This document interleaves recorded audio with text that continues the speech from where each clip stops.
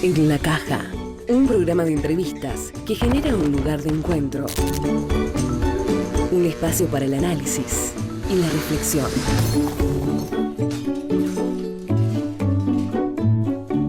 En la Caja.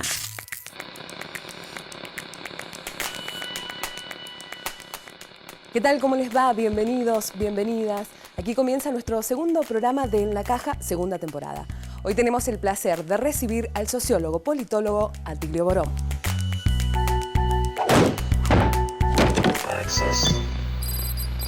Atilio Borón, licenciado en Ciencias Sociales y doctorado en Ciencias Políticas, docente universitario e investigador del CONICET, argentino.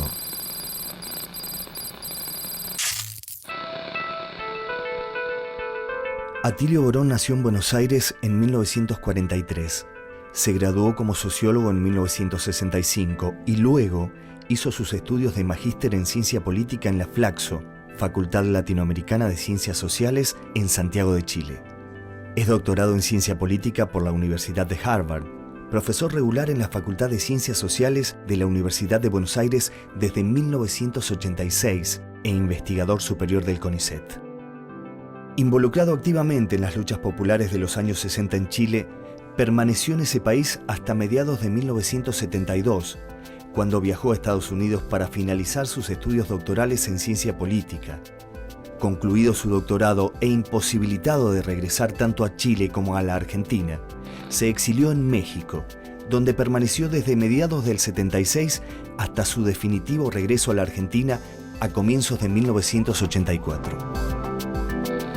A lo largo de todos estos años ha enseñado en numerosas universidades e instituciones académicas de América Latina, Estados Unidos y Europa, como por ejemplo la UNAM, la Flaxo, la Universidad de Columbia en New York, la Universidad de California en Los Ángeles, el Instituto Tecnológico de Massachusetts, las universidades de Bradford y Warwick en Inglaterra y como investigador en la Universidad de Notre Dame en Indiana, Estados Unidos.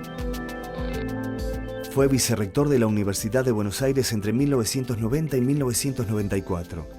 Entre 1997 y 2006, secretario ejecutivo del Consejo Latinoamericano de Ciencias Sociales. Autor de más de un centenar de artículos académicos y de varios libros, es además columnista en diversos medios y conferencista, participando, entre otros, del Foro Nacional de Educación para el Cambio Social, que realiza anualmente el movimiento nucleado en el Encuentro Nacional de Estudiantes de Organizaciones de Base, ENEOB, de Argentina. En 2004 le fue conferido el premio de ensayo Ezequiel Martínez Estrada de la Casa de las Américas por su libro Imperio e Imperialismo. En 2009 fue galardonado por la UNESCO con el Premio Internacional José Martí por su contribución a la unidad e integración de los países de América Latina y el Caribe. Hoy, entra en la caja Atilio Borón.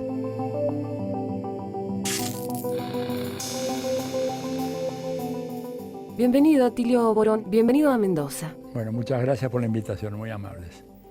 Bueno, recién señalábamos que usted es sociólogo, politólogo, ha sido egresado de Harvard, también ha estudiado en Europa, es profesor de la UBA, investigador del CONICET, ha recibido numerosos reconocimientos, entre los que destacamos José Martí, Premio Libertador. ¿Cómo se hace para llamarlo Atilio, no? A este hombre, a este sujeto.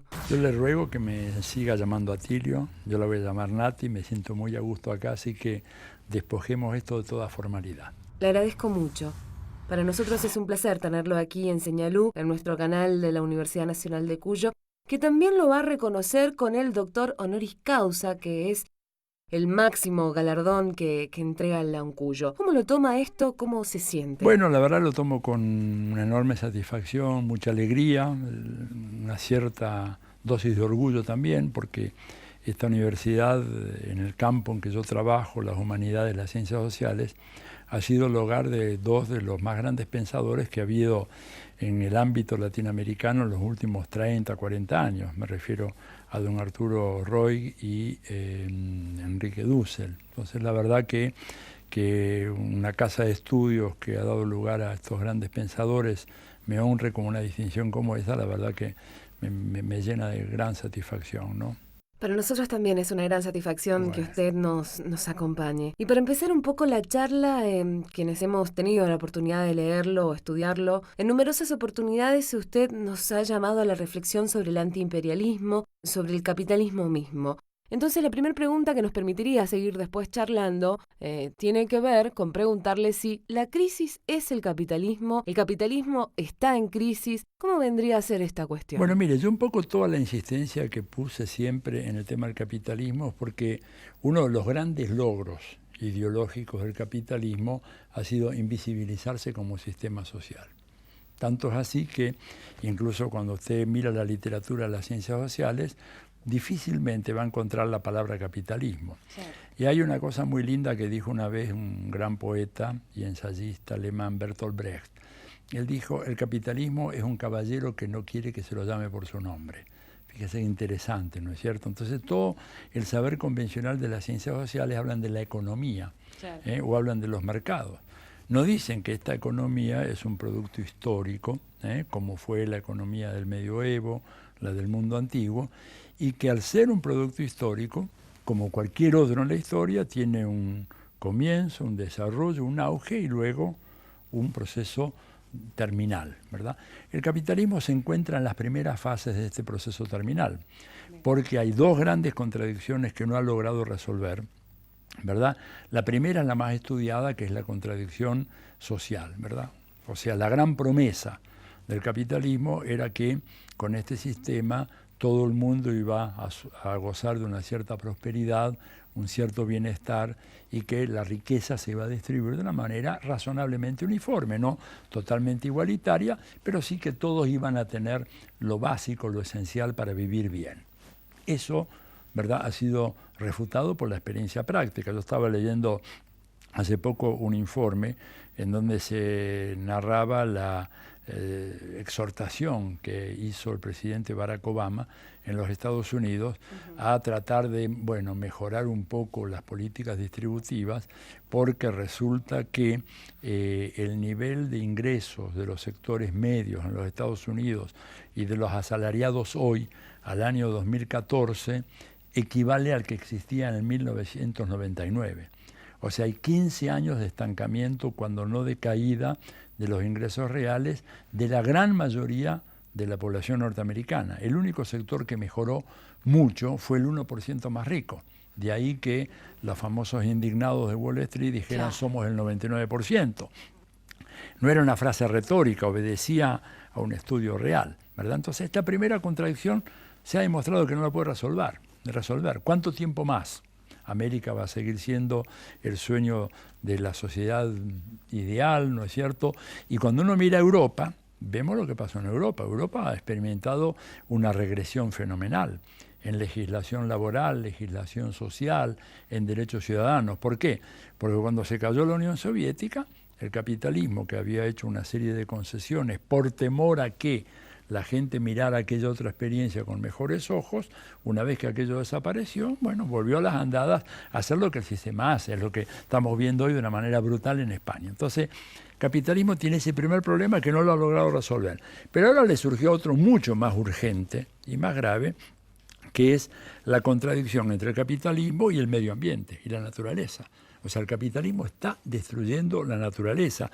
El panel de las Naciones Unidas sobre el Cambio Climático, que es un panel en donde hay más de 200 investigadores de todo el mundo, acaba de publicar, ¿no es cierto?, un informe que es realmente catastrófico. Ellos dicen de que el fenómeno nos lleva ineluctablemente hacia una crisis cataclísmica de enormes proporciones. Ascenso del nivel promedio de las aguas del mar, porque se está derritiendo Groenlandia, se está derritiendo lo que queda del Polo Norte, ¿verdad?, el conjunto de islas de la zona, y por supuesto esto llega a la Antártida. Y con eso, ¿qué es lo que pasa? Sube el nivel del mar y, por ejemplo, en el Golfo de Bengala mueren o quedan bajo el agua 70 millones de personas, para dar un solo ejemplo de los muchos más que se podía dar. Y los tantísimos acuerdos que hay también en protección del medio ambiente que Estados Unidos no adhiere. No adhiere, por supuesto. De más está decir. En este programa también tenemos informes que vamos articulando con estas charlas aquí en el estudio. Lo invito a que veamos el primero. Con todo gusto. Atilio Borón es un hombre cercano a la vida política venezolana. Ha estado en múltiples ocasiones en Caracas y tuvo la oportunidad de conocer y tratar personalmente a Hugo Chávez. Además de analizar profundamente en diversos artículos de opinión y entrevistas el profundo proceso de cambios que tiene lugar en ese país caribeño. Para el politólogo, Chávez fue un personaje realmente excepcional en la política latinoamericana. Instaló temas que habían tratado de ser priorizados durante un tiempo, como la cuestión del socialismo, que vuelve a reinstalar Hugo Chávez en el horizonte político no solamente de América Latina, sino del mundo entero. A comienzos de este año, el país entró en un clima de inestabilidad política con paros, inmovilizaciones y denuncias cruzadas entre el oficialismo y la oposición. Como respuesta internacional, la revolución bolivariana recibió el apoyo de varios movimientos sociales de América, África, Asia y Europa, de UNASUR, CELAC y el ALBA. En contraposición, el gobierno de Estados Unidos reveló su estrategia intervencionista contra Venezuela, para lo cual recurrió a sus aliados internacionales en América y en Europa. Según Borón, es inocultable el hecho de que el sistema internacional está atravesando por una turbulenta fase de transición geopolítica global. En poco más de una década surgieron nuevos centros de poder económico y político, mientras que el poderío global de Estados Unidos se ha debilitado. En este cuadro de declinación imperial, asegura Borón, hay que comprender que la ofensiva lanzada contra la Venezuela bolivariana, sede de la mayor reserva de petróleo del planeta, se debe al retroceso global de Estados Unidos en el mundo actual.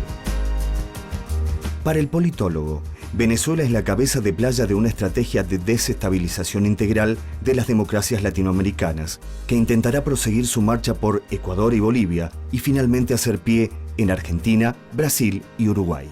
Lo venimos denunciando. Ha rebrotado en Venezuela una corriente nazi-fascista que quiere llevar a nuestro país a la violencia y al caos. Es imposible verlo al comandante y no movilizarse, ¿no? Sí, no, ciertamente. ¿Quién fue Hugo Chávez o quién es para Latinoamérica y quién para Atilio Borón? A ver, primero, para América Latina, Hugo Chávez, yo digo, hay que entenderlo en relación con Fidel Castro, ¿verdad? Fidel Castro ha sido el gran estratego de la lucha antiimperialista en América Latina. El hombre que recogió la herencia de Martiana, de José Martí, ¿no es cierto? Y plantea desde Sierra Maestra el avance de Cuba y de toda América Latina hacia la segunda y definitiva independencia de nuestra América. Pero a Fidel le faltaba un mariscal de campo, porque la isla esa que estaba bloqueada, encerrada, que no podía casi desarrollar relaciones con los países hermanos, no generaba condiciones como para que Fidel pudiera ser el gran protagonista en el terreno. Hasta que Fidel descubre a Hugo Chávez. Cuando digo descubre, porque yo me di el lujo, ¿verdad?, producto de mi prejuicio y de mi ignorancia, de no descubrir a Hugo Chávez sino tardíamente. Cuando Chávez viene a la Argentina, y a mí eso fue en el año 93, 94, no recuerdo muy bien, se organizó una serie de reuniones con algunos intelectuales. ¿Y ahí lo conoce personalmente? No quise conocerlo. No quise conocerlo porque venía precedido por una fama que le había hecho la prensa hegemónica, en la cual yo caí ingenuamente. Bueno, no lo conocía al personaje ni lo había estudiado, que era una especie de cara pintada venezolano. Ebe Bonafini tuvo la misma reacción que yo, y muchos otros. Ebe tampoco lo recibió en esa ocasión a Chávez. Mi sorpresa fue mayúscula cuando, pocas semanas después de que yo tuve ese desplante con él, que después lo pude aclarar, si querés te lo cuento después, él llega a Cuba, y a Chávez lo espera en el aeropuerto con una alfombra roja Fidel Castro en persona. Cuando yo vi la noticia, dije, acá hay dos hipótesis posibles. O Fidel, en su aislamiento, ya perdió contacto con la realidad latinoamericana, o yo, mis títulos de Harvard y todo lo demás no sirven para nada porque me equivoqué de medio a medio. Y evidentemente me había equivocado. Fidel vio en ese líder, que yo no alcancé a percibir en toda su dimensión potencial, el gran mariscal de campo que necesitaba para su batalla. Lo vio, pero lo vio como una... Claro, pasa que Fidel ve bajo el agua y ve mucho más lejos de cualquiera de nosotros. Entonces, cuando vos me preguntás qué fue Chávez, bueno, fue el gran mariscal de campo. Sin él no había derrota del ALCA. No para disminuir el aporte importantísimo que hicieron Néstor Kirchner y Lula, pero la batalla, digamos, la tuvo que librar Chávez, porque venía librándola de antes, porque armó la cosa, los movimientos y todo lo demás, y eso fue lo que posibilitó, ¿no es cierto?, aquella derrota. Kirchner tenía las manos atadas porque era el anfitrión. No podía desempeñar demasiado un papel, no podía invitarlo a Bush a su casa y después repudiarlo. Claro. Entonces había limitaciones. Y Lula, digamos, representando la ambigüedad clásica que Brasil y Itamaraty ha tenido en esta materia. Entonces, ahí el personaje decisivo fue Chávez. Eso, digamos, para darte una idea de lo que es Chávez en América Latina. Además, acá el resumen que hizo la producción está muy bien. Él reinstala el tema del socialismo a escala mundial, no solamente para América Latina. Y después, en términos personales, un hombre de una inteligencia y una pasión por aprender que era realmente impresionante. Digo, pocos políticos yo he visto en mi vida, no solo en América Latina, sino en Europa, en Estados Unidos, que leyeran tanto como Chávez. Chávez era un hombre que, aún en un viaje, suponete que le decían, bueno, tenés que ir hasta Curazao, ahí nomás, a media hora de vuelo, él no se iba sin una mochila cargada de libros. Y libros que leía, y cómo los leía. Yo me permití, digamos, en una ocasión, tomarle algunos de los libros que él tenía, hojearlo, y ver y comprobar que los libros estaban todos marcados, trabajados en diferentes colores, con anotaciones al margen. Él era sumamente minucioso, ¿verdad? Marcaba con un color, marcaba con otro, marcaba después sus propias observaciones. Digo, políticos de eso hay muy pocos a nivel mundial, pero muy pocos a nivel mundial, no solo América Latina. Cuando fallece Chávez, creo que muchos y muchas compartimos la sensación de orfandad, ¿no? Sí. Y me pregunto si a sus ojos, si Maduro es el líder de Venezuela o es el líder que necesita América Latina. ¿Cómo podemos pensar la figura de Maduro? Maduro es un líder importante, pero no es Chávez. Es decir, Chávez es un personaje que sale una vez al siglo si tenés suerte. Claro. Digo, Incluso usted tiene una teoría al respecto del fallecimiento de Chávez. Sí. Habla de magnicidio. Sí, yo creo que sí. Todavía, digo, es una conjetura que yo hago a partir de 4 o 5 datos muy firmes, ¿verdad? No hay antecedentes en 3 generaciones anteriores por ambas partes, padre y madre, de ninguna persona con cáncer en su familia. En segundo lugar, el tipo de cáncer que finalmente mató a Chávez es un tipo de cáncer absolutamente extraño, marginal. La posibilidad de que te surja un cáncer de ese tipo es no sé, una cifra así inimaginable, constatado por 6 diferentes laboratorios que recibieron muestras del tejido, y los 6 dijeron de que era un tipo absolutamente extraño, pero un laboratorio dijo, este es un cáncer fabricado. Ojo, nadie sabía que venía de Chávez, nada, o sea, se garantizó de que no hubiera ningún tipo de incidencia de esa naturaleza para que los analistas estuvieran al margen de cualquier presunción. Se les mandó con un nombre anónimo, etcétera, y uno de los laboratorios dijo, este es un cáncer, un tumor prefabricado, no existe en la naturaleza. Y la otra cosa es que Estados Unidos viene desde la década del 70 desarrollando un arma para introducir con un rayo ultra frío gérmenes o bacterias, etcétera, en cuerpos de personas a las cuales quiere eliminar. Yo mismo lo puse en mi blog, incluso con la foto que sacó el New York Times de esa arma, que era una especie de pistola que tiraba un rayo ultra frío, desde el año 1975. Cuando no había fax, no había teléfono celular, no había nada. O sea que los desarrollos tecnológicos hacen absolutamente razonable pensar que hoy en día tienen un arma mucho más sofisticada. Y por último, Estados Unidos tiene una larga tradición de eliminar presidentes que le son enemigos. Mataron a Roldós en Ecuador, mataron a Torrijos en Panamá, mataron a Pablo Neruda en Chile, al expresidente Eduardo Frei Montalva también en Chile. Digo, hay antecedentes. A Lumumba en el Congo. Entonces, ¿por qué pensar que ahora no lo van a querer matar? Digo, yo creo que, y termino con esto, creo que no va a faltar mucho tiempo para que aparezca un Edward Snowden o un Julian Assange que diga cómo matamos a Chávez. Estoy seguro de que eso va a aparecer y antes de no demasiado tiempo. Ojalá. Atilio, lo invitamos a que siga con nosotros, que nos siga acompañando. Nosotros vamos a un corte y enseguida nomás regresamos en La Caja. Access.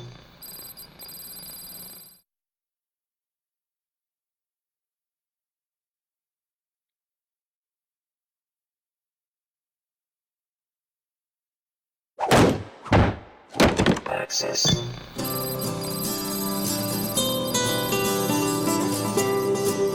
En los últimos meses, el país se vio frente a una grave crisis, cuyas dos principales manifestaciones son la trepada del dólar y la resultante escalada inflacionaria que la insólita revaluación de la divisa estadounidense produce en la economía argentina.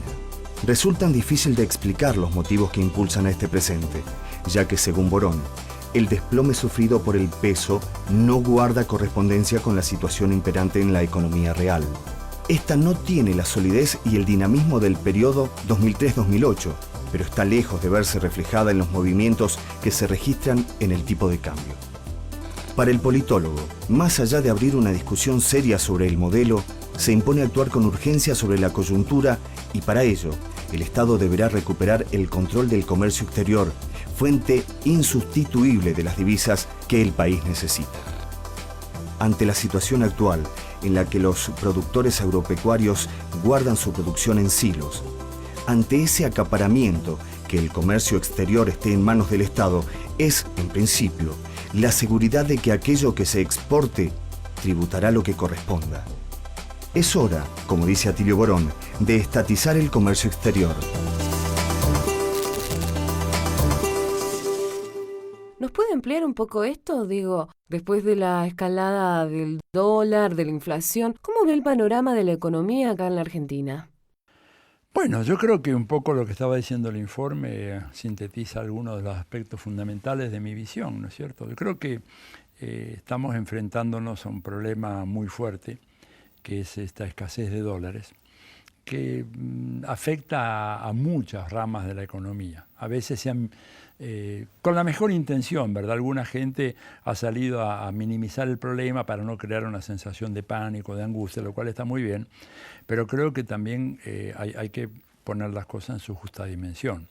O sea, hoy en día nosotros sabemos que por lo que es la globalización y por lo que es el avance de la internacionalización de los procesos productivos, la economía argentina para funcionar requiere una cantidad de dólares muy grande. Para todo, digo, por ejemplo, necesitas papel, la gran mayoría del papel que se utiliza para producir libros en la Argentina es importado.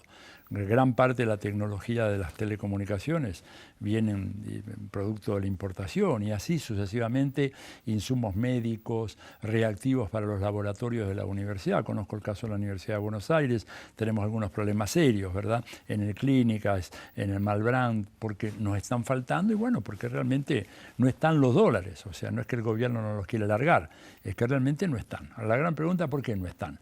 Bueno, acá hay una cosa muy elemental. A diferencia de un país como Chile, o un país como Venezuela, o ponerle Arabia Saudita, ¿verdad? O Noruega, digamos, países que tienen el control estatal de los recursos fundamentales, en la Argentina, los grandes recursos que hacen a la inserción argentina en el mundo están en manos de grupos privados. O sea, cuando uno se pone a ver y hacer la letra fina y mirar los detalles, resulta que las exportaciones mineras en la Argentina están controladas por un consorcio de 3 o 4 grandes multinacionales mineras, las petroleras, lo mismo, la agropecuaria, lo mismo. Entonces resulta que el país que necesita esos dólares, en realidad se los tiene que pedir prestado a gente que se lo va a dar si quiere o si no quiere. Se lo va a dar en función de que el gobierno haga las cosas que ellos quieren. O sea que los productores agropecuarios, ¿verdad?, o los productores mineros o los que manejan la cosa de la energía, bueno, van a liquidar sus dólares según sus conveniencias. Claro, y eso tiene un efecto negativo sobre el conjunto de la economía. Entonces yo creo que así como Perón nacionalizó el comercio exterior, con los instrumentos que había en aquella época, que no son los de hoy, ¿verdad?, en el año 45-46, sí, que ya venía de antes, incluso porque mismo los gobiernos conservadores habían creado la Junta Nacional de Granos y de Carnes, porque ellos querían, se daban cuenta de que ese era un problema, y Perón lo pone todo bajo un programa mucho más integral y genera lo que fue llamado después el IAPI, el Instituto Argentino de Promoción de Intercambio. Lo que hacía era tomaba los dólares que entraban por la exportación, los redistribuía y con una parte de eso favoreció la industrialización del país. Bueno, hoy hay que hacer exactamente lo mismo, no nos queda de otra, porque de lo contrario cualquier gobierno, este gobierno o el que venga o los que vengan, van a ser víctimas del chantaje de los sectores que reciben el dinero. ¿No es cierto? De manera tal que me parece que este es un punto fundamental. Creo que eso, ojalá que, yo sé que se está discutiendo en el Ministerio de Economía, creo que es importante avanzar en esa discusión. Es importante también que la Argentina resuelva de una vez el tema de la reforma tributaria. Sí. Tenemos una estructura tributaria muy regresiva. Yo hace tiempo que vengo diciendo que esto es uno de los talones de Aquiles de la economía argentina.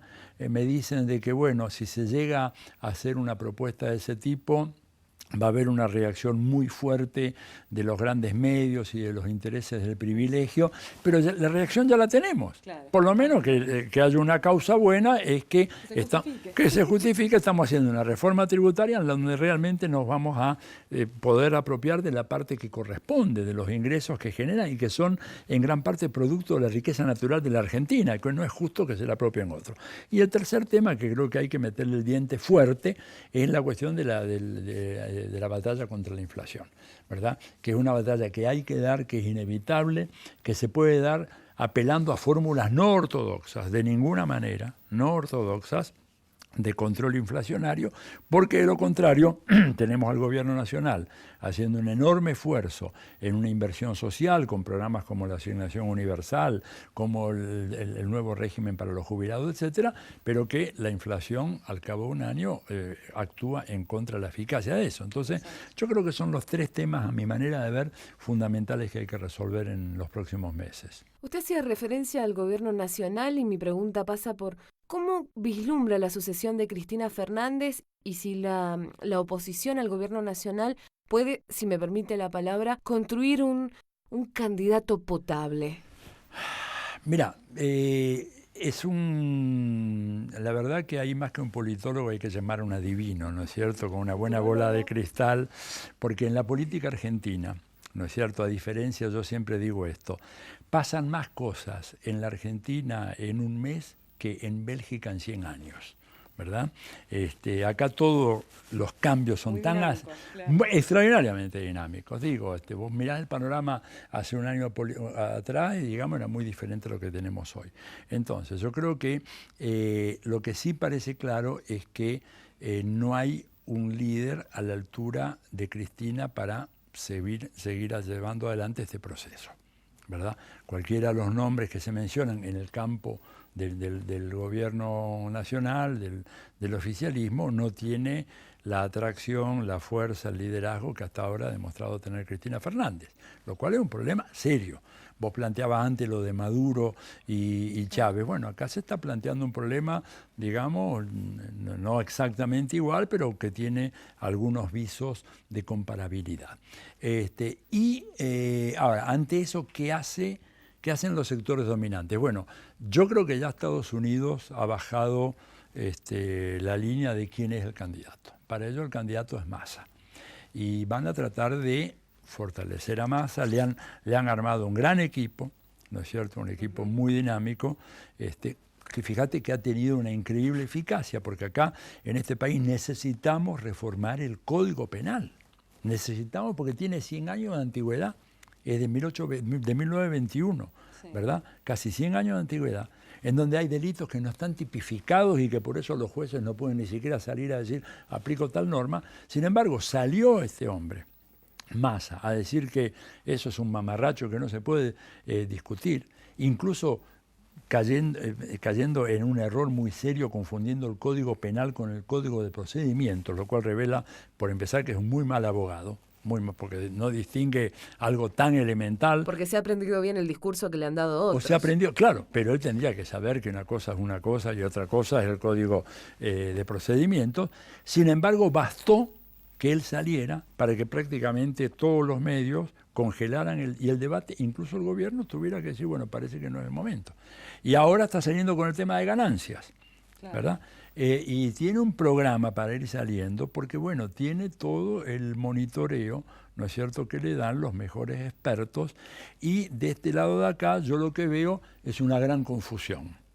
Que por un momento, ¿cómo juegan ahí los medios de comunicación? Bueno, ¿no? los medios contribuyen a crear más confusión en el campo del oficialismo y tratar de unificar y coherentizar el campo de la oposición. Por eso ya la bajaron con la complicidad de la embajada norteamericana a Lilita Carrió, que ahora anda llorando por los rincones diciendo que ella la usaron y que ahora la desestiman, digamos, porque se dieron cuenta que Lilita Carrió había sacado el 1% de los votos en el 2011 y después, bueno, sacó otra votación para una elección de Congreso, pero que como candidata presidencial no corre.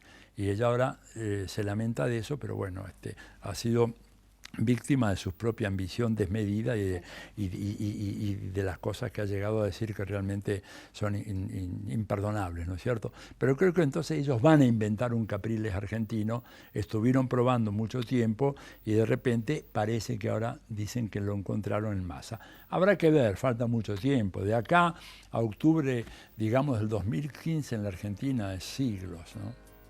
Usted sabe, Atilio, que en este programa no solo pregunto yo, ni solo pregunta la producción, también lo hace la gente en la calle y la comunidad universitaria también. Lo invito a que escuche la pregunta. Con todo gusto.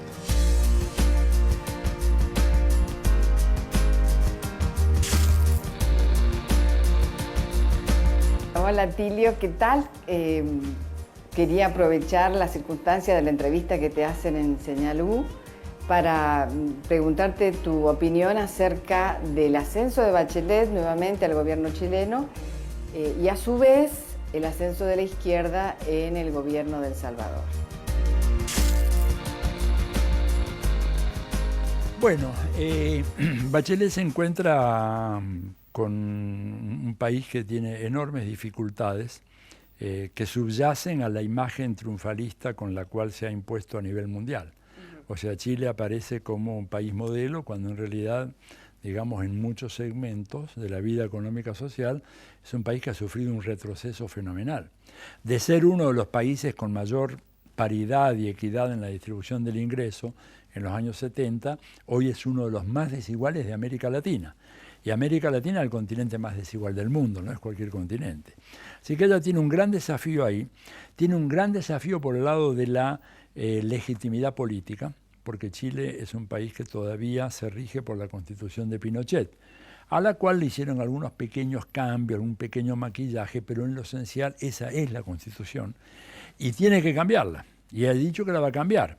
Pero ahí ya hay una trampa, ¿no es cierto?, en ciernes, que es que para cambiarla se va a seguir una vieja tradición chilena que es la de que al pueblo no se le pregunta. Chile ha tenido hasta ahora, a lo largo de su historia, 3 constituciones.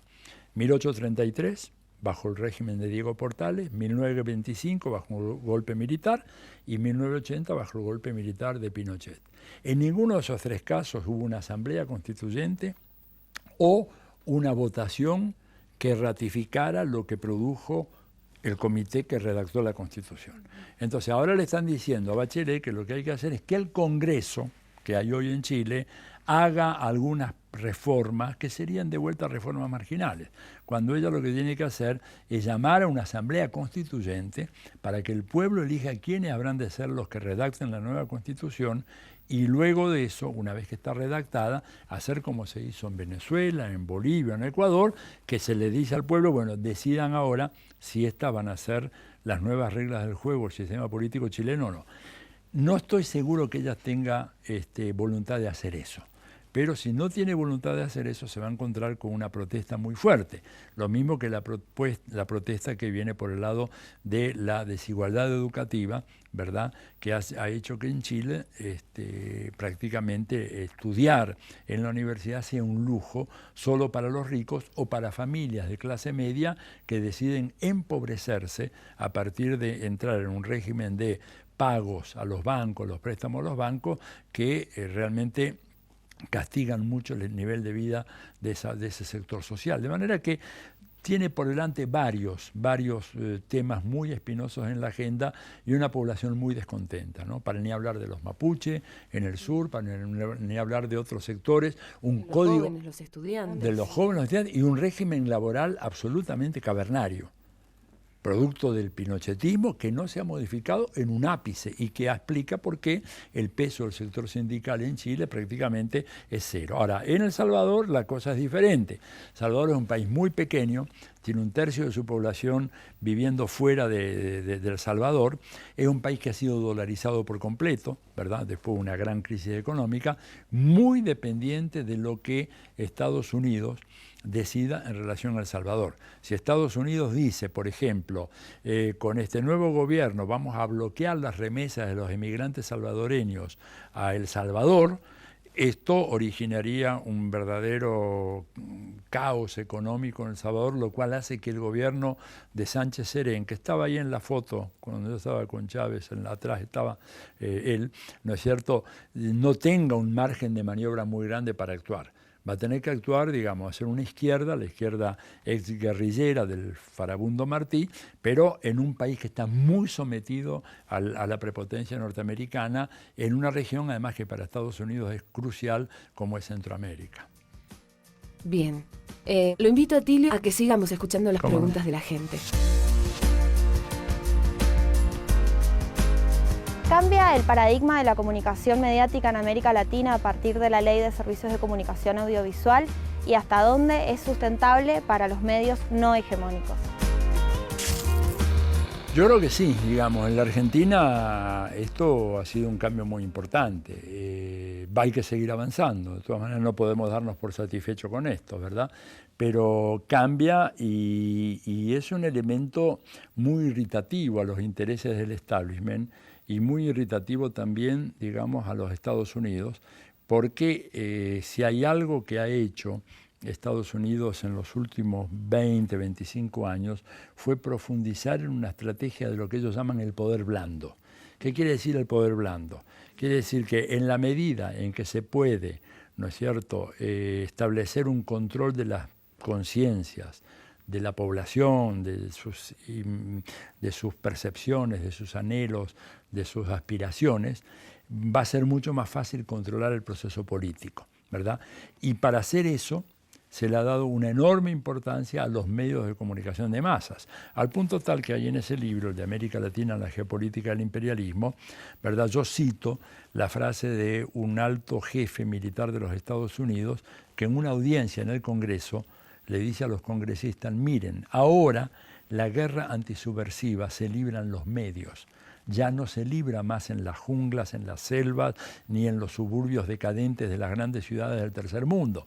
Se libra en los medios. Y Estados Unidos ha actuado con mucha coherencia en ese punto. Ha logrado articular muy bien, ¿no es cierto?, los grandes medios de América Latina para hablar de este continente. Aparte ha hecho lo mismo en África y en Asia. Articular muy bien, tener un elenco estable de personas que escriben, ¿no es cierto?, encabezados por Mario Vargas Llosa, pero ahí tenés a Enrique Krause, a Carlos Alberto Montaner, a Álvaro García Vargas Llosa, o sea, el hijo de Mario Vargas Llosa, a Andrés Oppenheimer. Hay todo una troupe que circula por toda América Latina todos los años y que se articula con los principales medios y que establecen, digamos, las políticas de cómo hay que desinformar a la sociedad. Noam Chomsky, que es una de las grandes cabezas de nuestra época, ha dicho que el papel de los medios ya no es más informar. Él dijo, hace rato dejaron de hacer eso. Ellos lo que hacen ahora es formar a la opinión pública a los efectos de favorecer los negocios privados de los cuales ellos son sus portavoces. La dominación ideológica. La dominación ideológica. Y ese es el gran proyecto. Por eso mienten descaradamente y alguna gente reacciona ingenuamente diciendo, ¿cómo mienten? A lo cual yo digo, no, es que ellos no tienen ya más la función de no mentir y de informar. Lo que hacen es crear climas de opinión, ¿no es cierto?, para que los intereses de Estados Unidos, de los grupos aliados acá, sean los que finalmente se fortalezcan. ¿Hacemos una pequeña pausa? Nosotros vamos a un corte, ya regresamos. Access.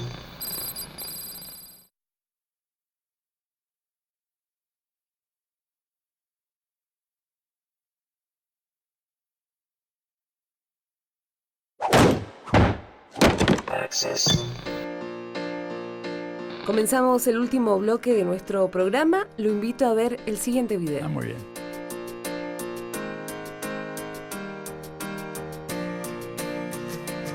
Yo sé que Dios está con nosotros porque está con los humildes y desprecia la soberbia de la oligarquía. Por eso la victoria será nuestra. Tendremos que alcanzarla tarde o temprano, cueste lo que cueste y caiga quien caiga. Yo sé que ustedes recogerán mi nombre y lo llevarán como bandera a la victoria.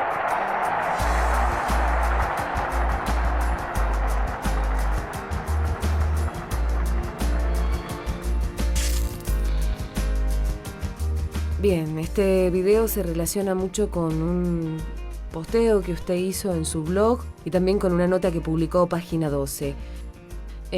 A propósito de un fallo de un juez que decía que mi mensaje era finalmente de Eva Perón y no póstumo, digamos. ¿Quién fue Eva Perón y quién sigue siendo?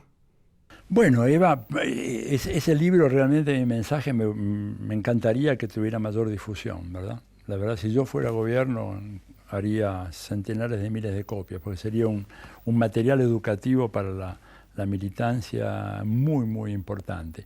Y Eva Perón fue un personaje extraordinario, absolutamente extraordinario. Yo creo que fue el gran motor del proceso más radical y más profundo que tuvo el peronismo, que abarcó prácticamente desde el 45 hasta su muerte. A la muerte de Eva es indudable que el gobierno de Perón lentifica el ritmo de algunas reformas y en algunos casos inclusive tiene que dar marcha atrás, cosa que con Eva no hubiera ocurrido. Eva tenía un sentimiento antioligárquico profundo, profundo, profundo. El de Perón era más intelectual, el de ella era totalmente visceral. Y en política, digamos, las vísceras le ganan a la razón, ¿no? Absolutamente, absolutamente. Si usted no está apasionadamente convencido de algo, nunca va a llegar adelante. Incluso un gran teórico conservador como Max Weber, por ejemplo, dice que para lograr lo posible hay que pedir siempre lo imposible. Él lo reconoció.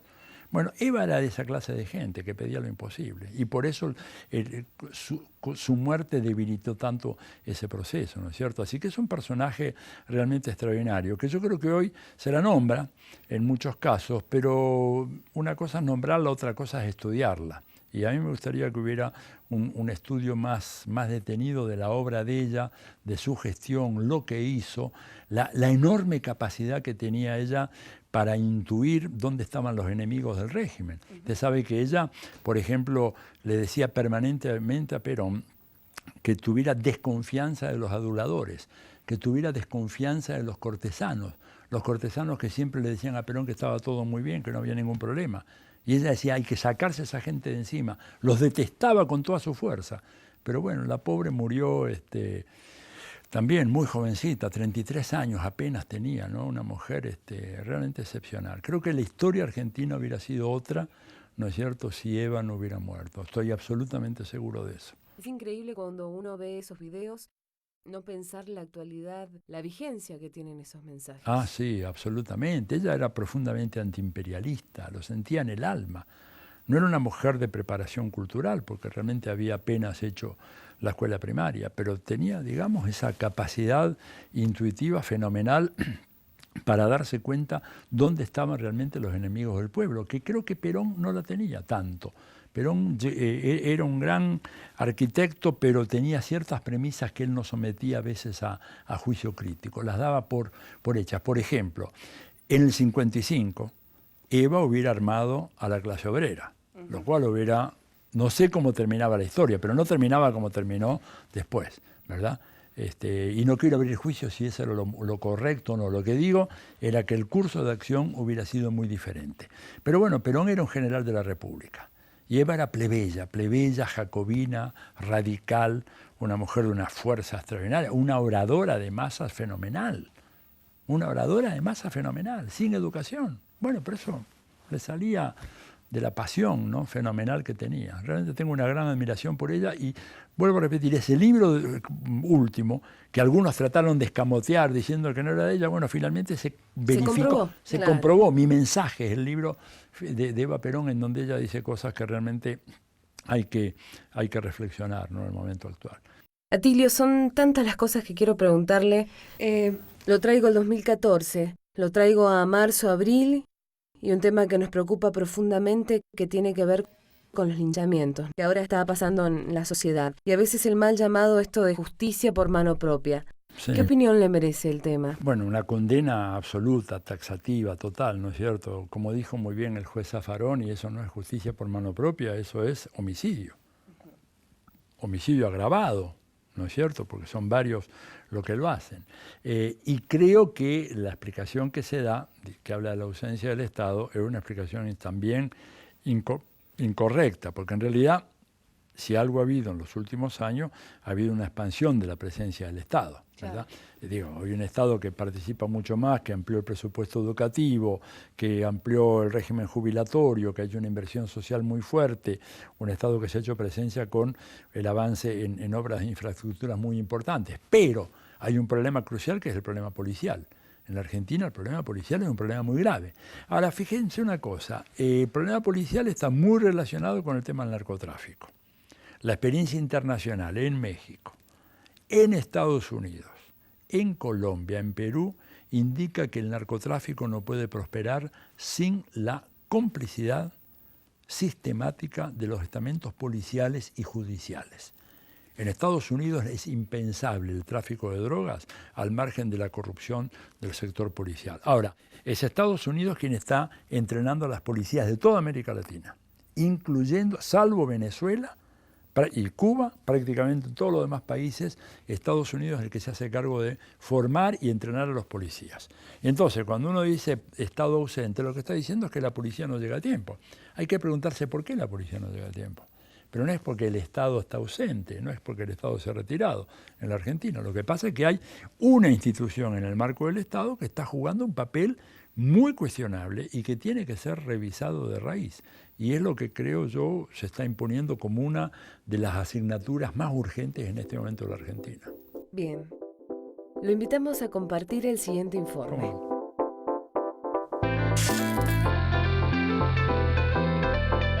Según Mariela Flores Torres, asociar la noción de intelectual al tipo de sujeto que está vinculado a los libros, a la educación o al estudio, incluyendo en este amplio abanico a periodistas, funcionarios, docentes, abogados, filósofos, estudiantes, escritores, asesores, psicólogos y un largo etcétera, no debería ser tan automático. No por lo menos desde que el pensador italiano Antonio Gramsci hizo saber su posicionamiento respecto de esa pregunta. Intelectual es todo aquel que produce un conocimiento que tiene que ver con la sociedad y sus condiciones de existencia, aquellos que aportamos a la materialidad de la misma desde diferentes lugares, es decir, todos aquellos que la sostenemos con grados de conciencia e intencionalidad o no. En otras palabras, todos somos intelectuales. Todos tenemos y difundimos un tipo de saber social. Pero dice Gramsci, existe otro tipo de intelectuales. Algunos legitiman a la sociedad existente y otros hacen lo posible por pensar, hacer y aportar a la construcción de una nueva sociedad distinta a la actual. A este grupo pertenece Atilio Borón. para quien en el país hay un grupo de intelectuales que no solo es bastante numeroso, sino también de muy buen nivel de calificación.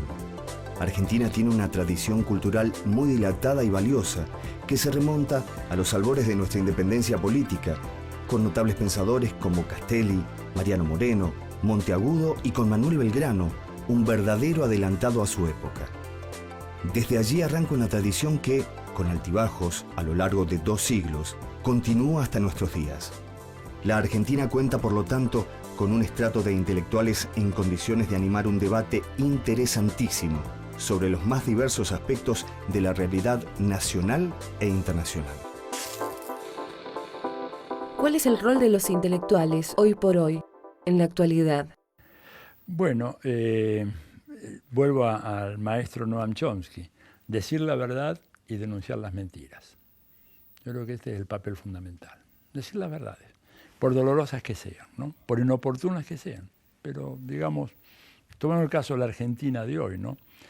Creo que a veces, por razones de prudencia, ¿no es cierto?, se ha tratado de no decir las cosas, no llamar las cosas por su nombre, pensando que de esa manera, ¿verdad?, no se facilitaba el juego de los enemigos de este proceso, que son muchos, pero yo creo que a la larga esa política tiene malos resultados. Por ejemplo, a mí en muchos casos me decían, bueno, pero ya, dejá de hablar del tema de la inflación, porque eso le das pasto a la derecha. Digo, primero la derecha no necesita que yo le dé pasto porque saben muy bien cómo alimentarse, han venido gobernando ellos por siglos, ¿verdad? Y en segundo lugar, que el intelectual tal como yo lo veo, sobre todo en procesos de transformación, cambio, como los que están atravesando hoy toda América Latina y por supuesto la Argentina de una manera muy, muy especial, tienen que ser una especie de vigías que alerten sobre los problemas que hay. Si no, no tienen ningún valor. Digamos, ¿para qué quiero yo un intelectual que me haga juegos muy maravillosos de conceptos abstractos, que se maneje en el mundo de la retórica, si no me puede decir, mira, acá tenemos un problema concreto que hay que atacar, el problema de la inflación hay que atacarlo, el problema de la regresividad tributaria, ¿no? Para mencionar 2 obsesiones mías, ¿no es cierto?, pero que son muy importantes. De lo contrario no tiene mucho valor. Ahora, los intelectuales del otro lado, los del sistema, intelectuales que quieren que nada cambie, bueno, primero tienen un enorme aparato a su disposición, un aparato internacional y nacional de alcance fenomenales, ¿no es cierto? Y además la misión de ellos consiste realmente en tratar de, bueno, fortalecer intereses muy puntuales, muy concretos, con los cuales pueden acudir a cualquier clase de elaboración, justificación, sofismas intelectuales muy alambicados, pero que, bueno, tienen una cierta utilidad.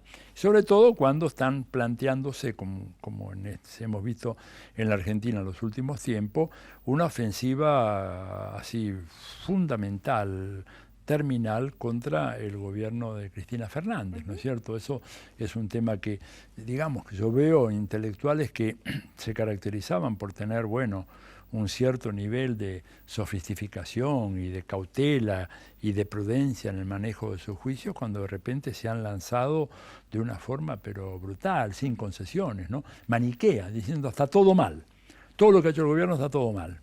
Lo cual, digamos, es absurdo, ¿verdad? Ningún gobierno hace todo mal, ni aun los peores, y ningún gobierno hace todo bien, ni aun los mejores. Entonces siempre hay que buscar un terreno en donde veamos qué es lo que está bien y qué es lo que está mal. Y lo que está mal hay que corregirlo, y lo que está bien hay que fortalecerlo. Pero ese yo creo que es el intelectual, y que tiene que tener, por eso, la valentía de decir las cosas, aun cuando no sean del agrado ni de los gobiernos, o ni del gobierno al cual pretende defender. O sea, yo personalmente creo que realmente es importante defender a este gobierno, porque hay algunas conquistas que son muy, muy relevantes para la actualidad y para el futuro de la Argentina. Digo, la reorientación de la política exterior argentina, alejándonos de las relaciones carnales con Estados Unidos, es un dato importantísimo. La alianza con los países bolivarianos es un dato fundamental, que no se puede desestimar. Ahora, eso no quita que en otros terrenos haya algunas observaciones y críticas que creo que hay que hacer, y que un intelectual que se precie de ese nombre tiene que hacerlas, aún a sabiendas de que va a estar siempre en un lugar incómodo. Yo digo que un buen intelectual siempre va a estar en un lugar incómodo, ¿no es cierto? Bien, muy brevemente le consulto. Por ahí uno tiene la idea, ya sea a prejuicio o no, que los intelectuales están en la academia, ¿no? Y uno se pregunta, ¿también son hombres de acción? Claro. Mi consulta es, ¿el Che fue un intelectual?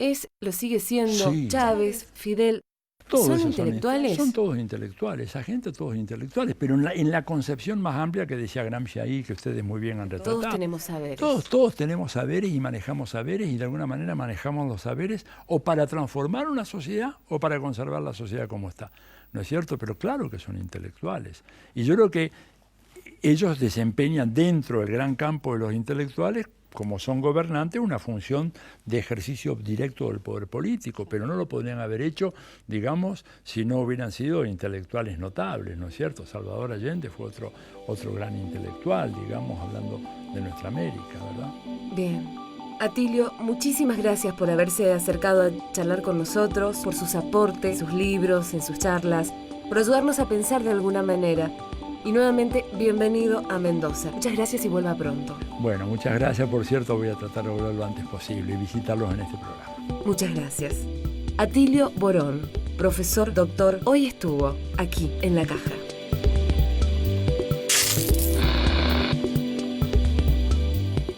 Hasta aquí llegamos con este segundo programa de En la Caja, hoy con la presencia del profesor Atilio Borón. Nos volvemos a encontrar el próximo miércoles a la hora 22 a través de Señalú. También podés descargar estos capítulos en www.señalú.tv y también nos podés seguir por Twitter.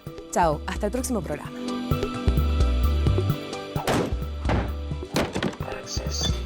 Creo que no va a faltar mucho tiempo para que aparezca un Edward Snowden o un Julian Assange que diga cómo matamos a Chávez.